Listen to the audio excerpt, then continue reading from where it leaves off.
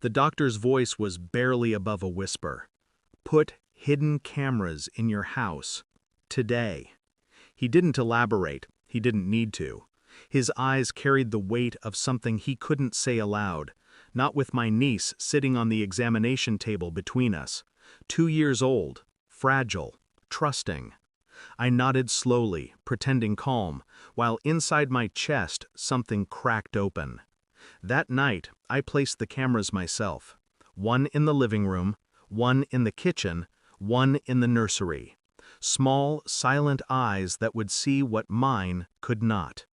The next day, I watched the recordings, and the world I thought I knew collapsed in silence. It started subtle, background noises, shadows shifting, then frames that made my throat tighten. My sister-in-law, smiling, warm, always so eager to help. She held my niece in her arms, not gently, not like family. Her grip was hard, her voice sharp, rehearsed, as if she was playing a role she hated. Hours later, another man entered the frame.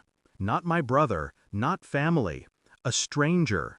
He walked through my brother's house like it belonged to him, sat at the kitchen table, kissed her, and the baby cried in the background, ignored. Infidelity I could have dismissed as their burden, but this wasn't just betrayal of vows. This was neglect, deception wrapped in intimacy. My brother trusted her with his child. I had defended her countless times when whispers circled. Now I had evidence. Yet I couldn't bring myself to tell him, not immediately. I needed to be certain, because the heart wants denial before it accepts death. I gathered everything, quietly. Every day I reviewed the footage. More meetings, more embraces, conversations muttered in corners. Her phone lighting up with his name, always deleted minutes later. But there was more. My niece's cries stretching too long before comfort came. Bottles left unwashed, medicine skipped. Neglect masquerading as care. My brother worked long hours, blinded by exhaustion, convinced his wife was devoted. I watched him kiss her forehead in recordings, whispering gratitude. Meanwhile, her eyes drifted past him, already elsewhere. I copied the files, stored them on encrypted drives, created backups no one could erase. I followed the man, took photos, license plates, workplace details, built a profile with the patience of a soldier assembling a target map. I said nothing, not yet. Every word I swallowed burned, but truth requires precision. The day came when the picture was whole. I had gathered enough. Months of recordings, proof undeniable. I asked my brother to meet me, just the two of us. We sat in his car, engine off, silence pressing against the windows. I handed him the first file, a recording. His wife kissing another man while their child cried in the crib. He froze. No words. His eyes locked on the screen, wide, wet.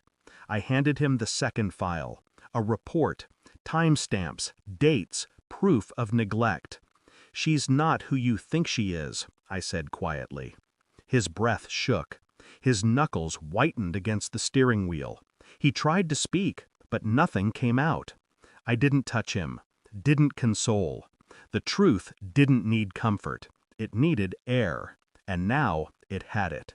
That night, he confronted her. I wasn't in the room, but I didn't need to be. I had set the trap, placed the truth in his hands. Later, he told me her face went pale, then red, then blank.